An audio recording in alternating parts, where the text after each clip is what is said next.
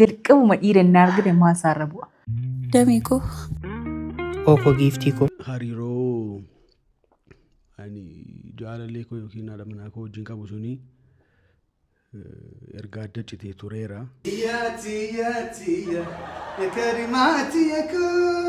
Achuma irratti tekstii tokko naa barreessite.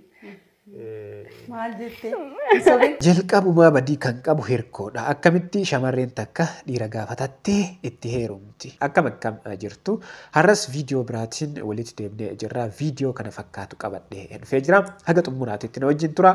Namoonni yeroo jalqabaaf gara chaanaalii kanaatitti dhuftan yookiin namoonni maatii chaanaalii kanaa hin ta'in sabiskiraayibii godhuudhaan maatii chaanaalii kanaa ta'a. Hundi keessanuu laayikii godhaa, sheer godhaa gara viidiyootitti. Amala kee yashoree koo miidhaga kee daandii qalloo nama geessa qee warra kee abdiin kutiin hin muudamiin si jaallataa waaqayyoo si jaallataa waaqayyoo si jaallataa.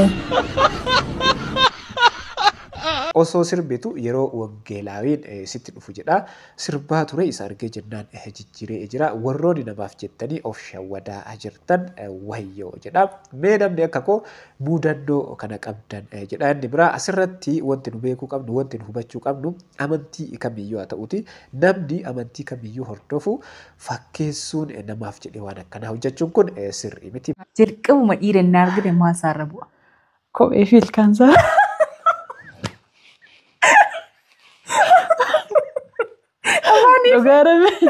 Dhiira irraa maal jaalatta jedha gaaffii isiif dhiyaate kun dubartoota hunda bakka bu'u.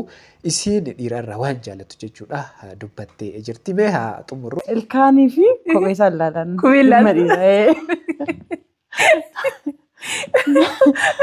Dhugaa rabbii waaqa hiriyoonni koo warri natti dhiyaatan ni beeku. Ni jira wantoota dhiira irraa jaalladhu wanti ilma dhiiraa dinqisiifadhu hedduun ni jira. Dubbadhunaan jettee garuu jalqaba kan ilaalu kopheedha. Kophee dhiiraa nan ilaala. Yaa akkan surree qal'aan jaalanne ni beektaatis yeroo hedduu nan dubbadha garuu walumaa galatti uffannaa dhiiraa baay'een ajaa'ibsiifadha. Dhiira irraa uffannaa nan dinqisiifadha. Nan ilaala uffannaa dhiiraa garuu achirraa kophee nan ilaala. Deebi'ee ilkaan nan ilaala sirriitti. Ilkaan kan dhiiraa qofaa miti kan shamarree illee nan ilaala garuu. Kan dhiiraa garuu ilaalta. Idduma ilaalamuu qabudha. Idduma ilaalamuu qabu ilaaltee qulqullina ilkaaniiti jechuun murteessaadha. Namni qulqullina ilkaan isaa hin eegganne ulfaataadha. Baay'ee fooliin isaa namatti hin tolu. Kanaafuu dubartoota qofaa fi miti nama kamiifuu gaarii miti jechuudha. Namni qulqullina ilkaan isaa hin eegganne maaliif fooliin afaan isaa waan nama biraatiif gaarii hin taaneef jechuudha. Kanaan wal qabatee waa'ee qulqullinaa kanaan wal qabatee kanaafuu namni qulqullina miila isaa sirriitti eeggatu dhiiras ta'e dhala qulqullina iddoo biraas ni eeggata jedhameeti jechuudha. Kana amanamu. Kanaafuu namni miila isaa sirriitti hin qulqulleeffanne iddoo biraas hin qulqulleeffatu jechuudha. Miiluma isaa ilaalanii murteessuun ni danda'ama. Damee koo. Oko giiftii koo. Maal akka yaadaa jiru beektaa? Maal ture? Yoom akka tokko taanee ijoollee horannee jireenya gammachuu qabu jiraannan hawwu. Anillee akkuma keeti. Rabbitti nu haa ga'u. Jaalalli siif maalidha? Jaalalli anaa fi danda'aadha. Utuu beekanii dhoksuudha. Bakka mudaa waliif dhaabachuudha. Anaa fi jaalalli jireenyadha. Sana malee itti gaafatamummaadha. Kana bukkeetti immoo rabbi namaa akka keetii ishee ofii isheetii hiikaa jaalalaa taate naaf kennuu isaatti gammachuun koo daangaan qabu. Bakka kan koo taate. Kai maala jette deemesi daga miicaa deemu. Bakkeen jiraani. Maalo jiina kaaste ammati maaltu si fidee naan na kaaste lafa noole beektaa ammati. Daga miicaa deemu. Jannata keessaan beeku sittani magana. Viidiyoon itti aanu viidiyoo Waaqoo Geetaachooti. Waaqoo Geetaachoo fi haati manaa isaa gargar bahanii jiru. Waaqoo Geetaachoo jechuun hirkoodha. Hirkoodhaan beekama miidiyaa hawaasaa kana irratti mee akkamitti maaliif gargar bahan? Sooshaal miidiyaa kana irrattis haasaa guddaa ta'ee jira. Namoota hedduu ajaa'ibsiisee jira. Waan hin eeggamnetu ta'eera. Hariiroo ani jaalallee koo yookiin haadha manaa koo wajjin qabu suni erga adda citee tureera. So yeroon siin jedhu namoonni baay'een keessaan faana gaafatu turanii yookiin namni bilbilee malee na gaafate baay'eedha. So miidiyaa hawaasaa irrattis koomentii jalatti manaamna namootni wantoota waa babarreessan turaniiru jechuun na gaafatu anas maaliif Kanaadaan deemne maal jedhanii gabaabatti sababan Kanaadaan deemnee fi carraa hojii argadhee nan deema hojii hojjechuudhaaf nan deema garuu hariiroon qabaachaa ture suni adda citeera waan ta'eef kanaaf ani hin deemne isa kana.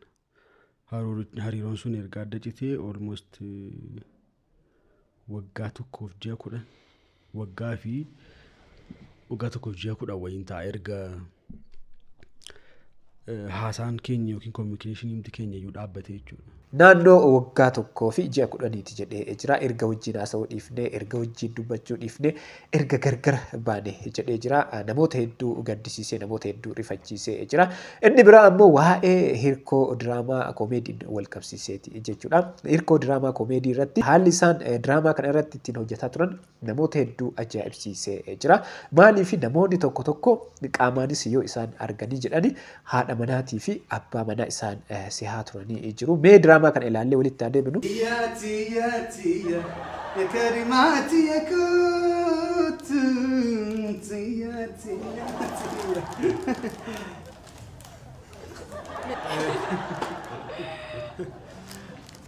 Hello. Truco. Hello. Truco. Oko. Ati mee anaaf tiyyuu koo?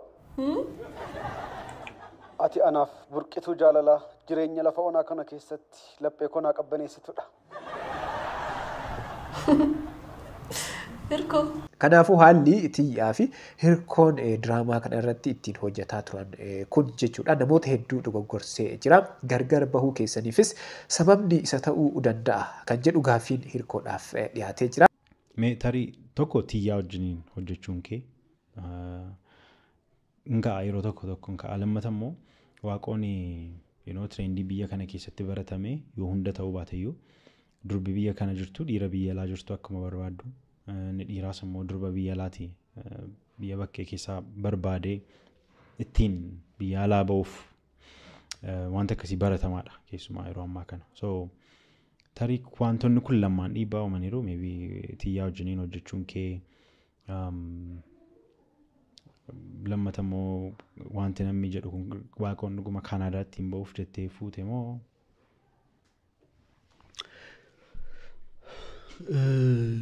Lakki lammansaayyuu miti. Icciitii yookiin waan isaan gargar baase sooshaal miidiyaa hawaasaa kana irratti baasee hin dubbadhu yookiin bakka isiin jirratti hin kaasu jedhee jira. Imoo isa jedhamu tokko. Karaa imoo? Telegiraamiin fayyadamu, Feesbuukiin fayyadamu, waan tokko iyyuu fayyadamu. Immoo gaafa sana iyyuu waan. Gidduu sanaafan namatu imoo galee naan jedheenaa imoo galee achuma irratti tekstii tokko naa barreessite. Maal jettee? Dhuguma achuma irratti garaana tuqe jecha ishee sana. Yaa dhuguma ana baloo baluu jedhama naan jette hojii kee baay'ee jaaladha naan jette. Tolee deeman dhiise yaanu deebisneef akka tolee galatoome deeman dhiise. Booda guyyaa 3 moo 4 booddee dhalatti akkasuma of jajjaa maaloo jedhame nan arrabsame gaa. Kan danda'e garuu isa sinumaan baadhee achi booddee suuta wal baraa gara bilbilaan haasa'utti maalitti deemne. So jalqabbiin keessan iimoodha jechaadha. Imoo waan ajaa'ibaa ta'an Instagramii seen turanii. Imoo nama baay'ee Instagramii se'a.